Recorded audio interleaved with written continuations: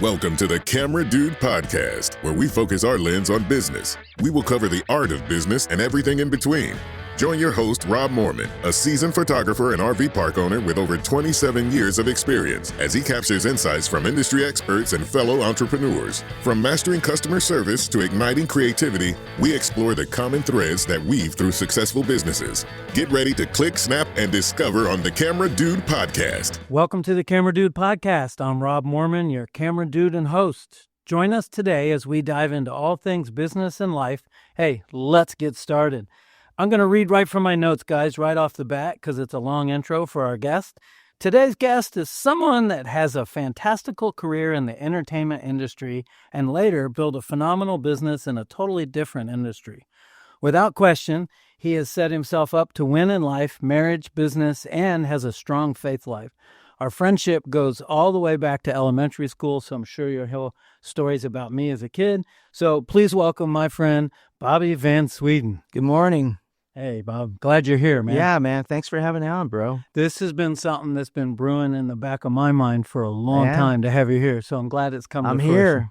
All right. I'm here finally, and we can just sit down and chit-chat. And that's all this is about. We're going to chill out and tell everybody about your life and in life, there's successes and failures, and we love to hear all of them because that helps my listeners kind of education through conversation. Sure. And so, everybody has a journey, and we want to hear what it took for you to get to where you're at and how you got up, dusted yourself off, and went back. But before we do, introduce yourself, family. So my name is Bob VanSweden. I was born and raised in St. Petersburg, Florida. Woo, woo. 1966, St. Anthony's Hospital. Same. Yeah. I have a wonderful wife, Allison VanSweden, and we have one son named Carson, who is getting ready to turn 21 next month. So it's crazy. I'm going to have a 21-year-old adult as a son. I don't know how that happens time-wise. That is so fast. So I seem to remember the wedding day for obvious reasons. Of course. I see that beautiful picture that you took the week before at the Fine Arts Museum, the beautiful, most breathtaking picture of my wife. It's in my golf shop, and I see it every day. Awesome. I'm glad to hear that. Yeah. It warms my heart to know that people are using those images still, too. That was a great party we had. Yes, it was. That reception was off the chart. Yeah, it was. Yeah. It was a good time. Unfortunately, I was running around working, but I'm so passionate about what I do that it wasn't work. Right. Everybody's having fun, so am I. Yeah. Trying to pull it off and make it all happen. But that was a good thing. Where was your wedding? Tell everybody. So it was at my family church growing up, Central Bible off of 17th Avenue and 41st used to be. Pastor Kroll was the pastor back then. Growing up, it was Pastor Hanscom. But yeah, we decided to have it at my family church. My grandmother had passed away the year before, and we just decided to try and bring my family back together for a celebration. We scheduled the wedding for the very following Saturday after Thanksgiving. She passed away on Thanksgiving the year before. So it was a great wedding and a great reception. And I've been blessed to be with my wife for 32 years, dating and being married to her. And we have two children. Our daughter, Emma, passed away 25 years ago at birth, but we know she's with the Lord. And we have a wonderful son who has filled that void in our lives for 21 years coming up. Wow. Well, thanks for sharing that, because I know that's heartache that I'll never understand. My wife and I couldn't have kids. We tried, but after 30 years have gone by, I'm too old to chase somebody around in diapers at this point in life. Right. But I know that that's something that lives with you forever. And it does. It's a club that no parent wants to be involved in. Well said. But it happens. I think the faith that my wife and I have in Christ is what's kept us together, because the number one thing that separates couples is death of a child, having an affair, or money. And, we've been through the toughest one, losing a child. So we've always said we can get through anything in our marriage. We've been through the toughest thing ever. Yeah, that's awesome. I appreciate you being humble enough to share that, because maybe somebody listening, some of my listeners have possibly gone through that. Yeah. And so you turn to your faith which you and I share the same faith, by the way. Yes. And so that's a good thing. And you found solitude, comfort, and stability in God's word and, his presence and the whole thing. So that's pretty awesome to hear. Well, let's jump into this. Yeah. So, as you know, I like to take people back to the very beginning and walk them through your whole career. So what was your very first job? My very first job was 10 years old. I got tired of being on welfare. My mother and I were very poor, and we didn't have a lot. We lived in the South Side in Childs Park, which is a pretty rough neighborhood in St. Pete for the most part.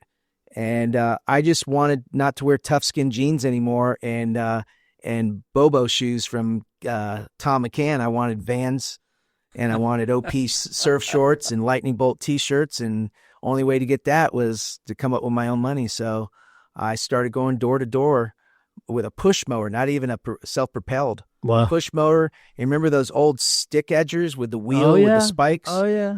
I had one of those. I'd tie that on the front of my bicycle, and I'd tow the mower behind me on my bike, and I'd spend all day Saturday and all day Sunday mowing lawns for $10 a lawn back then. Yeah, right. And that was good money. That was good money back then. $10 cash. I mean, all I had to do was mow 10 lawns a day. And $100 a day back in the 70s was a lot of money for a kid. It was. And a can of gas for your mower was $1. Yeah, if that 75 cents, whatever it was. Right. Yeah. So but that's I cool. did that. I always worked a lot because I had to help my mom. Right. With some of the bills too. And when I was 13, I got a job working out at the Sandpiper Hotel as a laundry boy. Oh, I didn't know Going that. to the maids, pulling all the dirty laundry out of their carts and bringing it down to the laundry room, and then cool. picking out cigarette butts out of the ashtrays by the elevators. And, that was a decent job for a while. And then I got really great job working at the Italian Pavilion, the old pizza shop in Tyrone Square Mall. Yeah. And I was a bus boy, and then eventually they taught me how to make pizzas. And then I got to go to the main stage. That we had a window out front where you could watch the guys spin the pizzas, and that was a cool job. That is a cool job. And if I remember right, or I actually do, in the 80s, the mall was the place to be. It was the place. That's where the girls were. Every girlfriend I ever dated in high school was through my job at the pizza shop. Yes, sir. I used to trade out the pizzas Friday nights for movie tickets. So my date was eat at the shop and then go across the aisle from the movie theater and go watch a movie. I love it. Because I was so poor, man. You remember the Aladdin's Castle, right? Oh, yeah. The arcade, right? Yeah. You go in the arcade and play I worked games at Hastings Record Store. I worked at Camelot Music Store. I did a couple of jobs in the mall. And then I got really lucky starting in my music career. I became a runner at the Bayfront Center for Celador, Phantasma, American Concerts, all the local promoters that used to do the shows. And I was always fascinated by the music industry. My grandfather used to work for the Bayfront Center back in the 70s. And one day when I was 12, he took me to work with him, and I got to see Kiss. I got to see them set up the stage. What? I got to hang out and see these guys, and they were fascinating characters, these roadies. And I was like, wow, man, these guys get to live on a bus and they get to travel all over and see the whole country. What a great job, man. I want to do this for a living. Cool. And so I worked as a runner and met a few road managers, production managers. And there was one gentleman, his name was John Cleary. He had come through a couple of times with some bands over that 2-year period I was in high school. And he said, what are you doing after school? And I said, I don't have plans to go to college. I don't have the grades really. And, he says, I may have a job for you. And I said, man, I'm ready right now. And I dropped out of school and went to work on tour working for John. And I made a solemn promise to my mom that I'd come back and finish my senior year. Which I did. Just took me 3 years to do. Ended up graduating with a class of 88 at Bogaciga High School because I'd gone out and worked on 3 separate tours before that. I would say, in brief, that life experience was better than the book experience. Yes, for sure. I mean, there are elements I will say. I was in the music industry just pre pre-internet, pre-computers. Yeah. And I wish that I would have studied how to use a laptop computer more, because now, I mean, production and tour managers, everything is done with the computers. Everything is booked and scheduled that way. So that was a little learning curve for me in the industry when I was out there. But I started my career working, doing security for bands, because John had found out that I was a boxer and that I could handle myself. So I basically toured protecting, some of the biggest bands out there for quite a few years. And then the last portion of my career out there, I got the opportunity to become a road manager. So the last few years that I was on tour, I did road management as well. But my last tour was with Bryan Adams in '92. Cool. And in between that, in 1985, I had a great run with a lot of great bands. I worked for Extreme, Bryan Adams. I worked with Def Leppard. I worked with Bon Jovi, Night Ranger, Journey. I worked with a bunch of different acts over that time. Third Eye Blind. I worked for Sting. Nice. I did Sting later on in the early 2000s. He came to Tampa to do the Super Bowl, and I ended up running the pre-show for him with CBS Sports. He did Desert Rose on TV, so I did that show with him. And then, I started working with a little novelty band that we both know called the Wilson Van. Yep. Paul, Mark, and Patrick Wilson grew up in St. Pete. Patrick Wilson's probably the most notable. He's a Hollywood actor. They do a show per year. They raise money for local charities through their Wilson Family Foundation. And they've had a great run. I mean, we just, the biggest show they've done so far, we sold out Janice Landing 2 years ago. Yeah, I was there and grateful. I got to photograph it and work with you as the concert photographer, one of several actually. Yeah. But do they have a website? Somebody? Yeah, they listening. do. It's the Wilson Family Foundation.org, I believe. Okay. I'm not sure. So if someone's looking for that band is great. And of course, they're all about Van Halen, but they play other music as well. Yeah, they're a cover band. They do a lot of different things, a lot of different. And they're all in the entertainment industry. Yeah. Everyone. Mark Wilson is the head news anchor on Fox News Right. in Tampa Bay. And Paul, the oldest brother, who's been a childhood friend of mine, we started working together at Camelot Music Store when we were in high school. Paul is a actor as well. He's on the new series on HBO called Dusters. Yes. And he also is a multimedia marketing, promoter. He does a lot of different things. He's got a lot of different hats. He's got a full production company that services all areas of PR, basically. So they're great. The guys are great. It's been a great run working with them, helping them out, doing these shows and everything. It lets me keep my foot in the door of the music industry, which I deeply miss. But, I love my new career. Started in 1993. I got into the golf business. Okay. All right. Which was a total left curve. So before we go there, because I want to hear it, tell us a little bit more. So your career in the music industry started off, a relative Bayfront Center, which I saw a ton of concerts there, man. Me too. I saw Jethro Tull. I saw Ozzy, who just a week before this recording passed away. And, I saw Jimmy Buffett there at least 10 times. I was a parrot head and still am. And goodness, I don't even know who else. There were so many bands. Night Ranger, Ted Nugent, Kiss. Wasn't there for Kiss. I missed that, let's see, unfortunately. Dio. Yeah.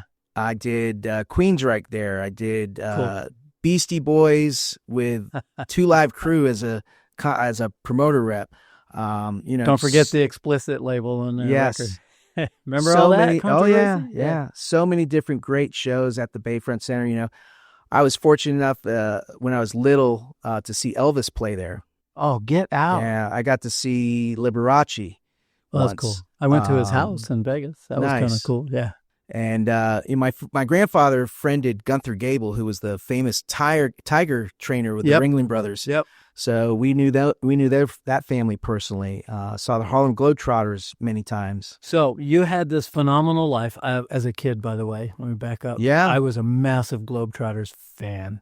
It was just, it's kind of like today's Bananas in baseball. Curly and Metal Arc Lemon. That's man. right. Yeah, they were a blast. So you had a phenomenal career. You rose to the top. You went forever and a day. And then even though you missed the industry, I know that when we spoke in advance just to see if you'd be here, there was a level of burnout after a while. Sure. So let my listeners hear that, because you worked your tail off to get to where you're at. And you worked harder than others because you pulled away from school first and then went into this industry, started working instantly. And then you hit a level where you were kind of tired of a lot of different things. Talk about that, because I want them to hear the ups and downs. The travel sounds glamorous to people. Oh man, you're traveling in a big shiny tour bus or in a Learjet. Yeah, those are luxuries of it, but you're living off of 4 hours sleep a day if you're lucky. Yeah. You're dealing with massive egos that have to be, stroked and catered to, and otherwise you're on a plane home.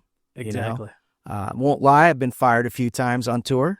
That's because I know you, and you told them the way it was instead. I got you. I mean, I think the most dramatic firing I ever got was with Dave Mustaine from Megadeth. We got into a big, huge fight in Rio de Janeiro during Rock in Rio. And everyone on the crew and the band was instructed not to speak to me the 24-hour trip back home to Los Angeles on the plane. We come down the escalators at LAX where it says, "Welcome to the United States." And they went off to the right to the curb to get on the bus. And I got dropped off on the curb where the conveyor belt was for the luggage. And that was it. Dave got on the bus, opened up the bus door, turned around, flipped me off, and that was the end of it. And that was probably the most memorable firing that ever happened to me. It's a good story now. Yeah, it's a great story now. And Dave and I have made up. I was going to ask that. We did. Have you connected again? So Dave Ellison, the bass player, I always stayed in connection with. They came through and played Janice Landing a few years ago, and he basically started chirping in Dave's ear, "Hey, man, it's time. It's time to forgive and let go." Bobby just wants to be friends. And I was very close with Dave Mustaine. I mean, I was his security guy. We did everything. I mean, we were together all the time. We skydived, we bungee jumped together, we worked out every day, and it was a great, great tour. Dave was a very hard boss to work for, but I contribute Dave to my strong work ethic that I have today, because he pushed me to my limits. Nice. On what I thought I could do and what I couldn't do and what was expected of me. And you have to remember, this is all going on before I was even 25. So I'm just a kid. Still learning. So that was your lesson. So yes. At that point, like this podcast is about that. It's simply the fact that we walked through these journeys, and your biggest lesson from him was he was pushing you to greatness. Correct. And you were pushing back. Correct. And I don't know who was right or wrong. And I was too young to even realize that Dave was just trying to make me a better person than what I was. And when we made up after the show at Janice, we went on the bus, and I was nervous to go on. I didn't know how I was going to be received by him. And he just looked at me and opened up his arm and said, "Come here, man." And just gave me a big hug. And he goes, "Look, man, we both made a mistake." He goes, "Let's just put it in the past." And it was a great half hour on the bus with both Daves. We talked about our families. We talked about his kids. We talked about my kid. Nice. We talked about what I'm doing for a living now. And I left with good closure. Awesome. So that was important for me, because at least once a year I'd have a dream of that day that I got fired. And it just kind of haunted me in the back of my head. And so I would tell your listeners, man, if you have a grudge with somebody, to try to mend it, if for anything else, just to mend your own mind and your heart. I would imagine you felt free after that. I did. Yeah, I did. Awesome. So for our listeners, how we reacquainted, I knew you in elementary school. We didn't really hang out a whole lot, but it was a smaller school. Everybody we had knew. a couple of classes together. Yeah. And everybody knew each other and all that. So that part was cool.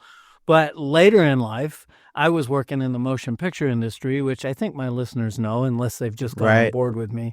And I show up to work a rock video for Steve Vai, and I turn around, and there's my elementary school buddy, Bobby VanSweden, working the industry, if you will. Yeah. And I think you were security for Steve? I was security. That was the David Lee Roth Eat 'em and Smile tour. Yes. And Steve had just came out with his first solo album, and I can't even remember the song that the video was for. I just remember it was at Gibbs High School, and I had made a comment like a couple of days prior to Steve going, St. Pete?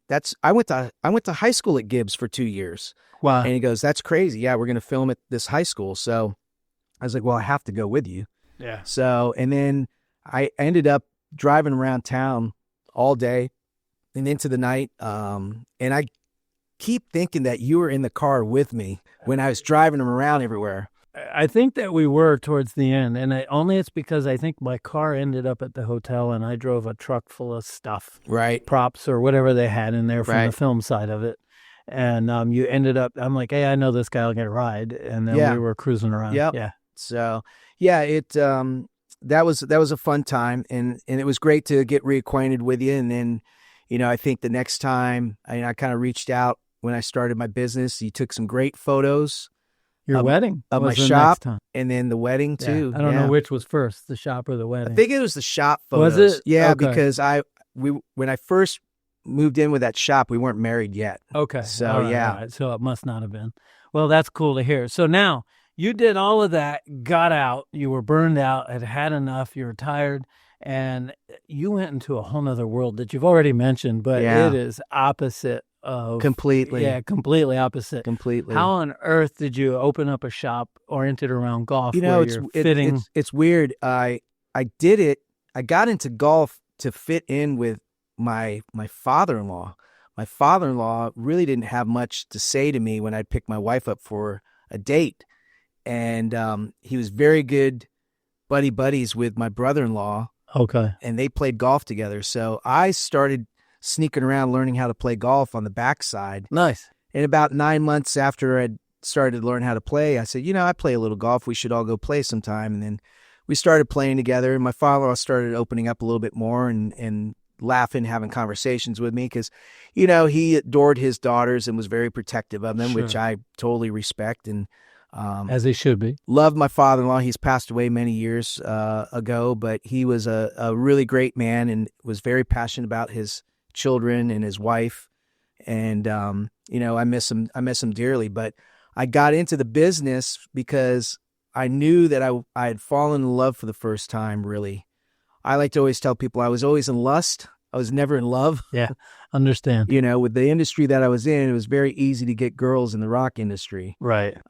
So, when I met Allison, there's just something totally different about her. And, it just felt very, like home being with her. So I gave up my amazing career that people thought, you're crazy, man, giving that career up.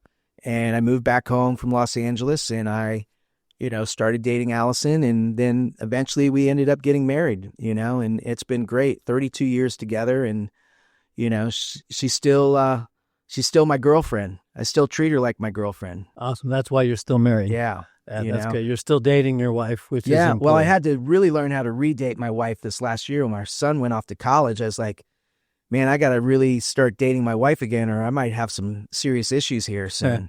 So It never ends, and it shouldn't, and you No. shouldn't want it to, right? No, I mean, that's what it's absolutely. about. Tell us about Carson really quick. We talked about that, and he's a great kid. He, Yeah. he's baseball. he was baseball. His whole life was baseball, and tragically, he tore his elbow his senior year in high school pitching, and that kind of put a squash to his college career. But I told him, I said, I think God has a different path for you to go down, kind of like what He did with me with golf. Right. And you just got to trust it. And he's done really well up in Gainesville. He's up at school in Gainesville, and we're very proud of him. His GPA has come up dramatically from high school because he's not focused on baseball as much. He's got a wonderful group of friends. He's got his first real girlfriend now, which is a little weird, but it's nice. We adore the girl. We think she's a very sweet girl. And he's just trying to find his way through life, trying to grow up to be a man. He's going to be 21 in September. Wow. Which is a little weird for me Yeah. to have a 21-year-old legal adult as a child. It's not possible, is it, that we're Yeah. that old? We are, aren't we? We are. I am definitely that old. But yeah, he's a great kid, and his passion was baseball.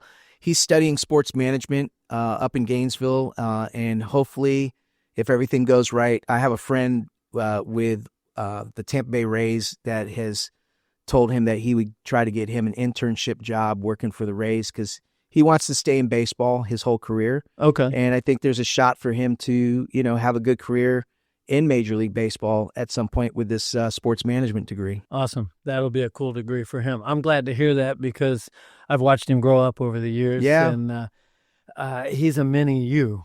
He looks like you. He's bigger than me now. He's like 5'10", and he's much taller than me. But yeah, everyone says, my gosh, man, he looks like you in your 20s. And I'm like, yeah, he does. All right, let's hear a quick word from our sponsor. Moorman Photographics, where every click captures the essence of life's most precious moments. Our studio stands as a beacon of creativity and professionalism, offering a myriad of services tailored to your every photographic need. Whether you seek a studio portrait or the allure of on-location sessions in the Tampa and St. Petersburg waterfronts or lush parks, we bring your vision to life with creativity and professionalism. Corporate headshots, we excel at those too, providing impeccable quality whether in the studio or at your corporate headquarters. Need portraits for a large team or event? We orchestrate seamless setups for groups or individuals. But our expertise doesn't stop there. From high-end school portraits to photo restoration, from pet portraits to product images, our portfolio spans the spectrum of photographic artistry.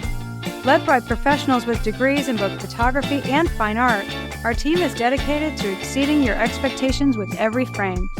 Step into our studio where creativity knows no bounds. Contact us to book your session today at moormanphoto.com.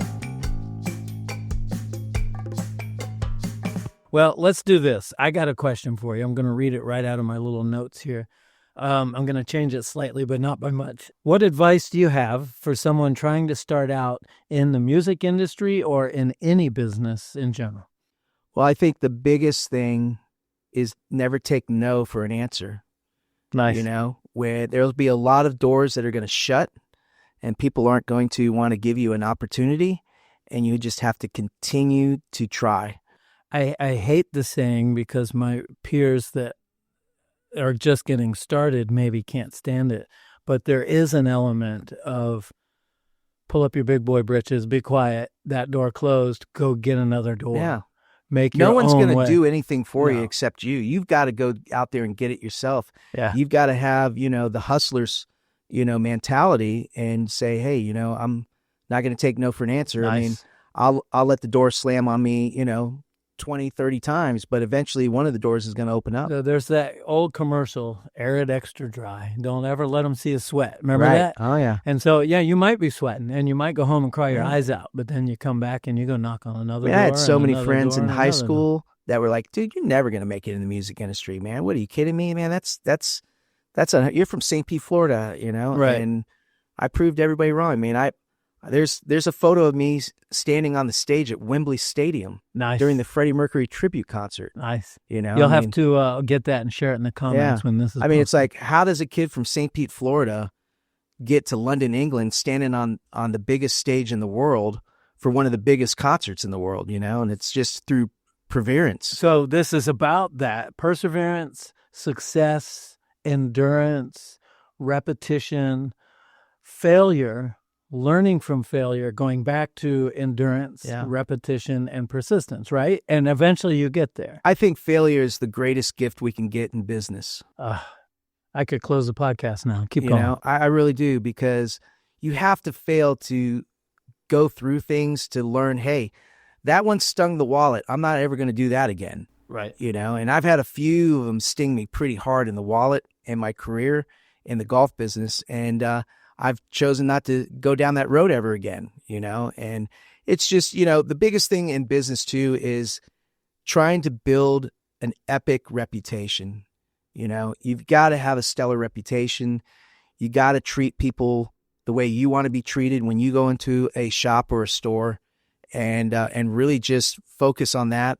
One of the biggest things I'm proud about is I have over 600 5-star reviews on Google. Nice. And growing. I mean, it's never going to stop. I mean, by the time I finish the career, I could be in the thousands. I have a question about music industry. We'll jump back to that. I want to ask you this. So you have all those at your golf shop. I'm going to ask you this twice, but right in the middle of this podcast, how can they find you? Well, they can find me at 2300 26th Street North in St. Pete. I'm 2 blocks east of Mazzaro's Italian restaurant, and I'm 2 blocks away from the interstate. Nice. Yeah. And website? Website, BobVanSwedenGolf.com, and the phone number is 727-321-4653. Perfect. And if you guys didn't get it, we're going to repeat that at the end, so no worries. All right, Bobby. So the other question is that you have all these customers, you have all this excitement, you've pushed hard to get it to grow. What are you doing to keep and retain customers? So, and this is a loaded question. I'm going to go full circle. It's almost 2 answers. What are you doing to find new customers, keep and retain the one you have? Because the easiest customer to get is one you already have. Correct. And then how do you handle a disgruntled customer? Sit back and let my, there's a lot of young entrepreneurs, especially in the photography industry, where they throw in the towel because they had one problem. Right. I'm like, what are you kidding me? Listen, You you're know, never going let's do this. you're never going to satisfy every customer. No. Period. There's going to be that one customer that's not satisfied. And sometimes you just have to let that go, unfortunately. But the biggest thing is just trying to keep, professional. Sometimes you have to lose money to maintain your reputation. If they're not satisfied, I don't charge them for their fitting. If they don't feel that they got a good result, if they don't like their golf clubs, and, we'll try to do everything we possibly can to make sure that they like the fit. I love it. I mean, so I always say a lot at my business. My wife and I go back and forth. As a business owner, when someone's mad, sometimes the customer's right. We made a mistake. 90% of the time, if I see that, I'm going to fix it and call them before they even see it and handle it and take care of it, and they get a refund or whatever it is I choose to try to do to solve the problem. Sometimes the customer's not right and they've seen something in a way that it just didn't happen. But I learned that I have to treat it as if it actually did. Right. Because you're never going to win. So my statement is sometimes you win by losing, which is what you just said. Correct. And my wife and I, we go back and forth because you want to come out on top. You want to be the victor with this person that's being a headache for you.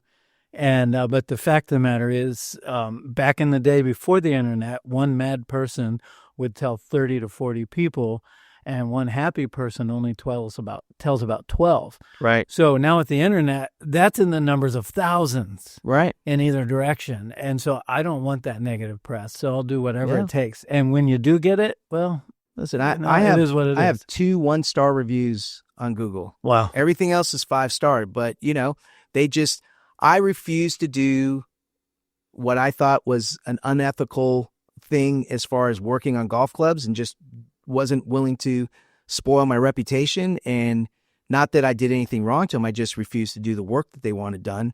And then, of course, they wanted to vent, so they vented it out, and that's their right to do as a consumer. But also you have to be careful, because when you write a 1-star review and there's 497 5-stars, when people look at that, they go, oh, well, this guy's just Yeah. Let me ask you this. This isn't even in my questions. I always respond to them, but I wait a while. And it's a simple response, but it's legit. Thank you for voicing your concerns. I'm sorry you've had this issue. We'll bring it up at our Monday morning meeting to make sure it doesn't happen to someone else. And the truth is that person's mad. They're probably not coming back. No, they're not. But I want the person that reads that to know that, because we do care. Obviously, someone leaves unhappy. I'm not like, okay, just move on with life. Oh, no, that stings. It hurts. It's oh, my God, I'm trying to do this right, and now I have this problem or whatever. So I want the next reader of that review to go, okay, they had a problem. This person actually cares. And it's true. I think one other thing that I would recommend to a lot of beginner or even people that have a business that maybe aren't doing it is there's a great book called The Guerrilla Marketing. And I live by that thing. I mean, nice. I have used so many tactics from that book to market my business. I mean, simple one. I have these colored postcards with like action shots of like me grinding wedges and putting grips on and things like that. I'll go to a bookstore randomly and go put one of those high-colored, glossy postcards in the main article in all the golf magazines. I love it. Hey, look, man. That's guerrilla marketing. That's guerrilla marketing. I don't know. Its best. Should you admit that on air? I'm not saying what stores I'm doing it at, but yeah, it's happening. All right, so I used to do similar things. I would go to, that's funny, we're built out of the same cloth. I would go in and put my business cards in these magazines, these high-end home-based magazines for portraiture. So I went to the magazine, people that would read this magazine mostly are people that had discretionary income. Sure. So I'd put my business card in the middle of that magazine and put it back in the racks, and I would do it all the time.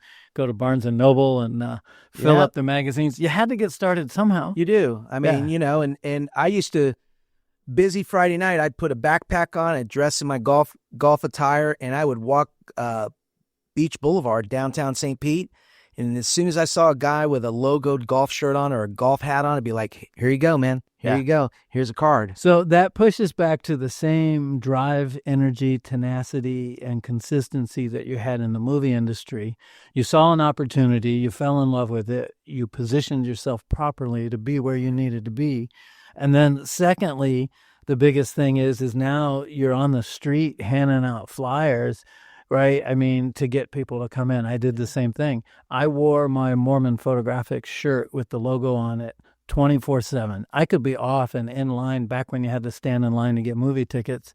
With my wife, I wore my shirt and people would ask me, because I have a strange last name, what's that? Boom, whip out a business card, hand it to them. I mean, that was the game. And I ended up working for a lot of people. I'd be in a restaurant and I'd hear somebody next to us talking about a photographer. I'd get up, hand them a card. My wife goes crazy when I do that, but I'm like, hey, look, that's what pays for everything we have, That's right. I said, I'm not going to wait for the mountain to come to Muhammad. The Muhammad's going to go to the mountain. That's right. I mean, I'm going to reach out. I just did it yesterday. There's a guy with a Callaway hat on, and I handed him one of my business cards and said, hey, man, if you ever need something, come see me. Nice. I mean, you have to. Yeah. No one is going to get people in the door. Now, there is a push. proper, you have to push, but there's a proper way to do it where you don't push them away, too. Right. There's a way to network where if you go to a networking meeting, which is still my number one source of client building, is I'm in Network Professionals, which is how I met Josh, my producer, and Jordan here, our master of audio, if you will, is because I'm in a networking group.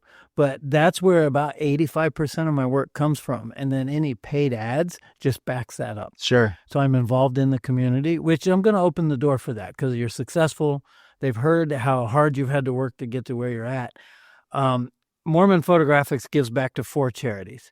If they call, I tell the girls at the front desk, don't even ask, just book them. They want me to photograph their gala or whatever, I'm there. They need board headshots, I'm there. So that whatever money they would have spent with me would rather go back to whatever their cause is. Sure. And so I have those 4 charities, actually 5 now.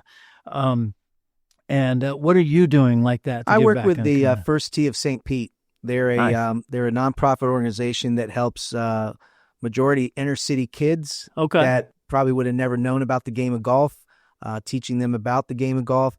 But they teach them even more than that. They teach them, manners, how to, take losing with sportsmanship, how to take winning without being boisterous and embarrassing the other competitors. They do a wonderful job. Rick Waltman and his staff over there, they do just a great job with the kids.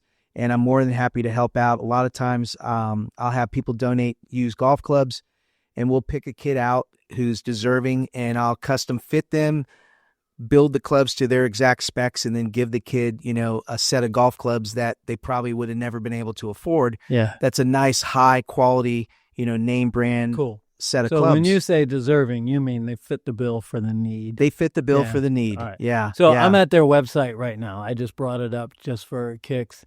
It's firstteestpetersburg.org for anybody that's listening. So to help Bobby with his charity that he works with a lot. I see that they have, has it passed already? September 28th and 29th, they have a fishing tournament. Pasadena Yacht and Country Club for the First Tee. So that's a good thing. Awesome. Is there any other charities or give back you're able to do? I mean, really, that's just been the main one for me is helping them out because, I grew up so poor. I want to help out underprivileged kids. Nice. I want the underprivileged kids to walk up on the tee box with the wealthy kids and have just as good of equipment and say, hey, it's mano a mano who's gonna win today. Right. Because of the head start that he got. So he or she. So the gig is this. I want to tie this together. networking, we talked about that, being involved in chambers, being involved in community, being involved, in giving back. And so when you're at those events, I'm almost positive that you're seeing your clients again. Sure. So yeah. every time, you're not there for that. You're there to give back. But the bonus is every time they see you, they think of your shop, your services, your expertise, and they're going to come back to you because you're in front of them more. The biggest thing I always get from my clients is, man, you are everywhere. And I say, yeah, that's the plan. Right. How else would I get out and about, Right. to do what I do? And you can't rest on your laurels once you reach the top. Because there's a photographer, there's several just underneath me nipping at my heels. They want my spot. I got 30 years ahead of them. I've built my business. Here I am. Spot on, because right now I am getting ready to face a giant in my business. Tell us what you're We up have a against. major 40,000 square foot PGA Superstore getting ready to open up at the end of the year in the Tyrone area of St. Pete. Wow. And that's only about 4 miles from my shop. So, it's going to be a real David and Goliath fight moving forward. So it's been great because I did get a little lazy and my motivation complacent, and now it's lit the fire back up in me. We've gotten a brand new website built. This amazing girl, Autumn Miller, Killer Miller I love it. websites. She does an amazing job. We're going to start doing more community stuff. First Friday, I'm going to start doing First Friday again downtown St. Pete. Nice. So you'll have a booth there? Yeah, we'll have a booth there. So for those listening, if you don't know, First Friday is an event in downtown St. Pete where they block off an area of Central, and there's music and food and vendors and artisans and now golf shops. Yeah. And we plan to do some TV spots on the Golf Channel again. Good. I hadn't done those in quite a few years, but I feel like I have to get the word out as much as I can with this giant store moving into town. And listen, people are going to shop at the big shop. I mean, it's like the hot new girl that comes to high school. Every guy wants to take her out, Yeah, right. And, they're going to be that new shiny store for a while. But the difference is I have 32 years experience working on golf clubs and fitting people. So I think the real players, they're going to know, hey, I don't want some 28-year-old $15 an hour employee that really doesn't know how to fitting me. They're going to come and see me. One of the biggest things my listeners could do for you and for any small business, I hope my numbers are correct here.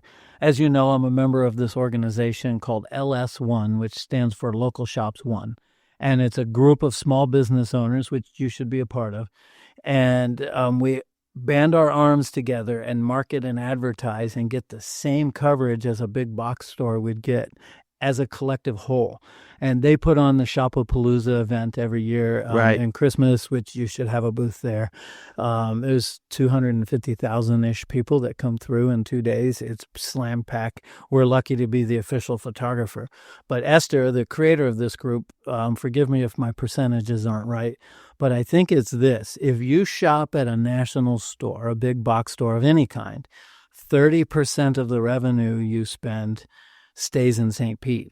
The rest goes to another state somewhere at a corporate office. Correct. But if you shop at Bobby VanSweden Golf, 75 to 80% of that money stays here in town because it's going to you and your family and your son, and the money's being spent locally at local stores and local businesses all over. And so it helps the local economy to shop small. And so it's important. But besides that, what you're going to get is service. A small business is going to spend time with you. If they're not, they don't last very long. Well, you've got 30-some years in, so it's beyond that. You're going to get customer service, custom service. You're going to get full service. You're going to turn it around as fast as you can because you got Big Daddy down the street now. And you would have anyways, but I'm just saying you're up in the game, and it's kind of refreshed you a little bit. No, it has. It's definitely started the motor back up again, because I've got to stay on my toes. I have a plan. I've got probably 9-10 more years in me doing this. Okay. And then I want to kind of retire at 67, 68, and I'll move all my repair equipment into my garage, and I'll do repair work for people out of my house. But, at that point, I just want to try and spend the rest of my time with my wife and just kind of enjoy life some. Nice. And hopefully by then we have some grandkids that I can spend time with as well. You know, careers are great, but there comes a point where you have to have a life-work balance as well. Yes. You In the know, beginning, you push and push and push. So we're getting close to where we need to be.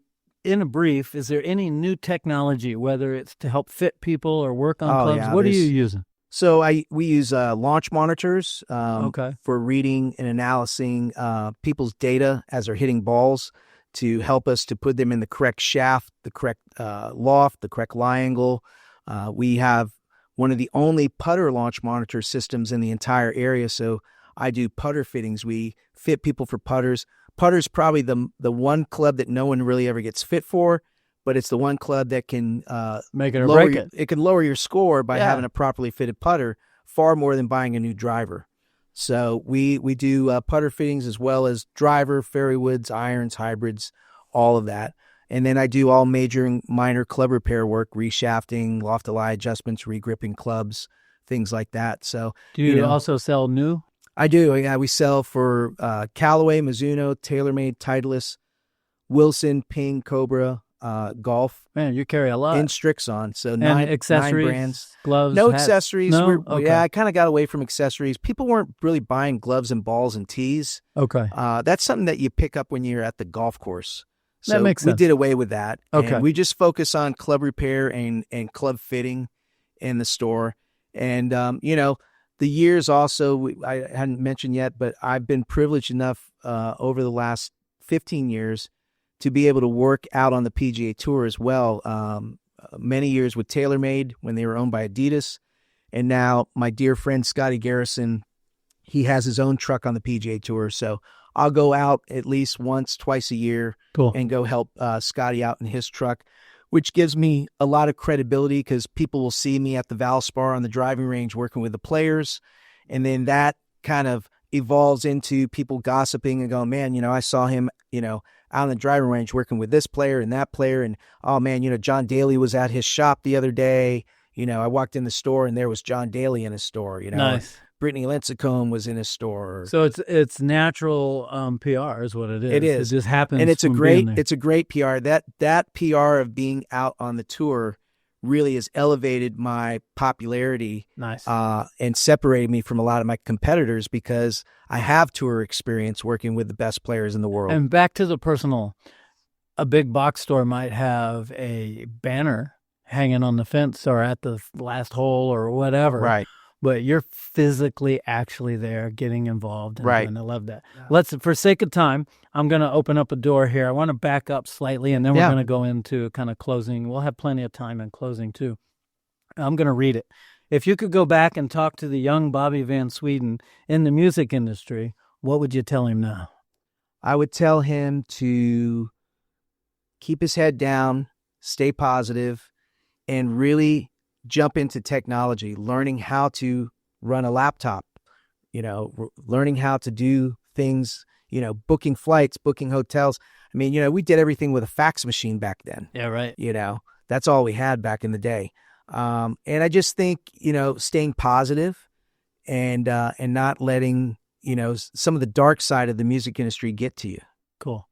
All right. I love it. That's the best there. So we have questions for close.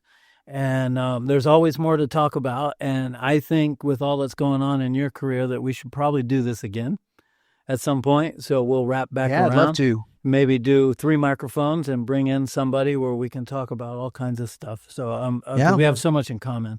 All right. So these questions are created by a gentleman named Bernard Pivot and reused again by James Lipton. I don't know if you ever watched his show. The actors. Inside the Actors Studio. Yeah. I used to watch that, man. Loved it. That was, I watched it like it was church. I did. I loved the interviews and the way people would share their life. And, this podcast is based off of that. And oddly enough, the hot ones on YouTube, the guys eating the hot wings, Yeah, I love that based show. on the way they present themselves. Let's put Sure. it that way.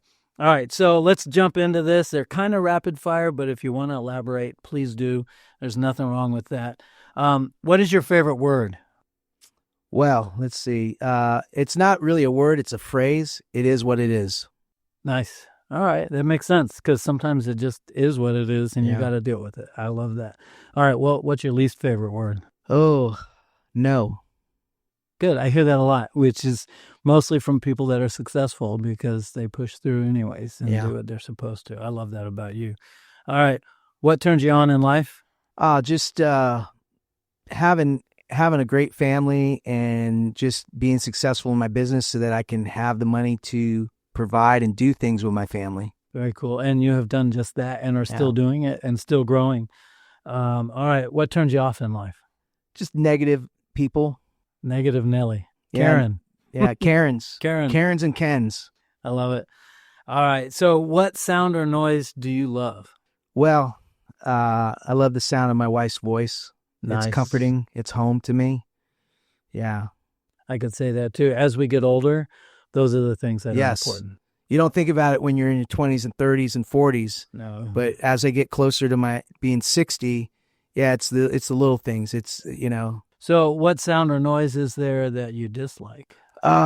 Just negative energy, just people being negative all the time. A lot of complaining, maybe. I have certain people in my life that every time I get with them, they don't know how to talk about anything else except something negative.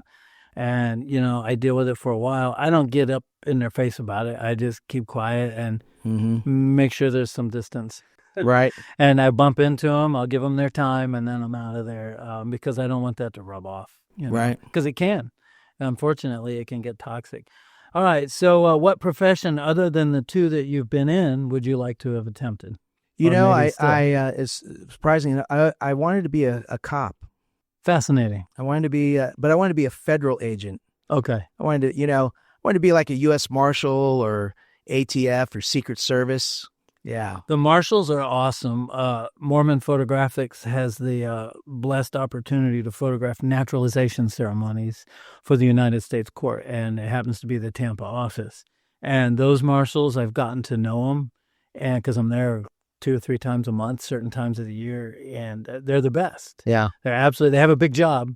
There's a lot of protection, but luckily the event I'm photographing is a happy one because they tell me 90% of the time, 50% of the room is happy and 50% of the room isn't, and they have to gain control sometimes. There's something a little more powerful than a cop knocking on your door to hearing a pounding on the door and hearing U.S. Marshals open up. That's right. Yeah. That's why I wanted to always be a federal agent instead of a local cop. I love it. All right. What profession would you not like to do? Man, that's a really tough question. It is. There's a lot of them. I don't think I'd want to be a teacher in this day and age. It'd be hard. In high schools. Yeah. I don't think I could handle that. These kids are so disrespectful these days to teachers. I just don't think I could do it. Spoken like a true old guy. I love it. Yeah. I love it. And we are. But no, it is different. Even, I was class clown. You remember, we were in school together. But even then, it was different. You were a class clown, but you still had respect for the authority. And once you got busted, it became this funny thing between you and the teacher, but it wasn't real. But now it feels to me like it's deeper than that. It is. It's deeper than some kid like me who had a hard time paying attention. I like to say that we grew up in the last generation of innocence. The 80s was the last generation of real innocence, where you got pulled. You were at a keg party. The cops showed up. All right, everybody pour out the beer. And go home. Give me the tap. You can pick this tap up later. Yeah. Kind of thing. It was a much more simpler, funner time. Nowadays, same thing. I was talking with some friends the other day. If you got into a fist fight back in high school in the 80s, you settled it with your fists. There was no knives. There was no guns, coming to school the next day to shoot you.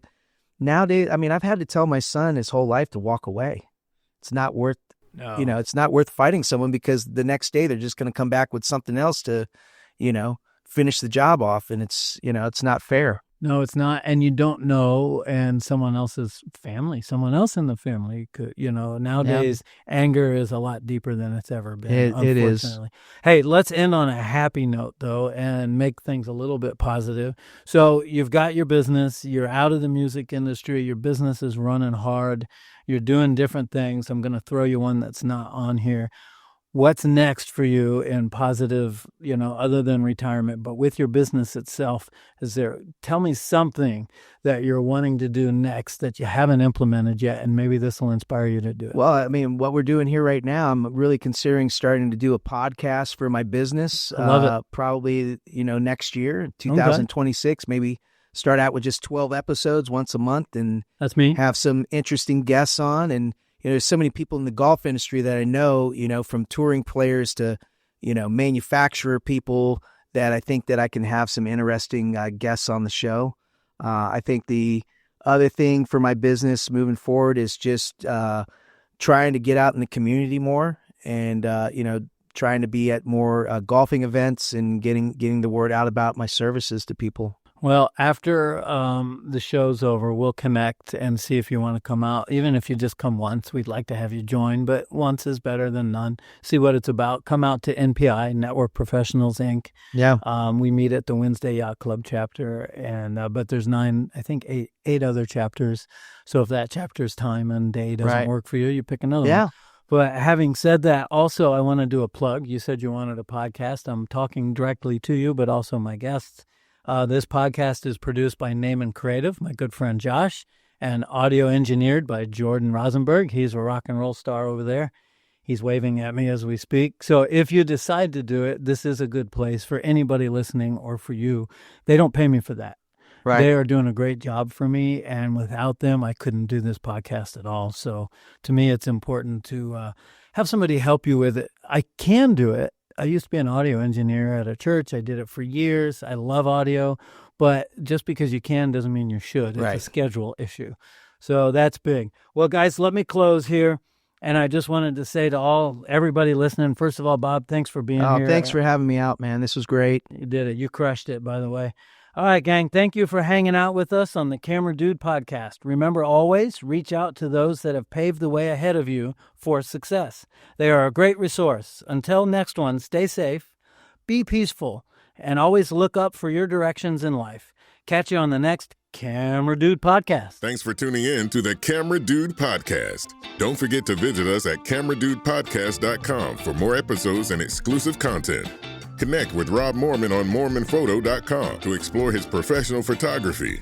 And when you're ready to hit the road, make memories at sunburstrvresort.com. Until next time, keep capturing moments and chasing dreams. See you on the next episode of the Camera Dude podcast.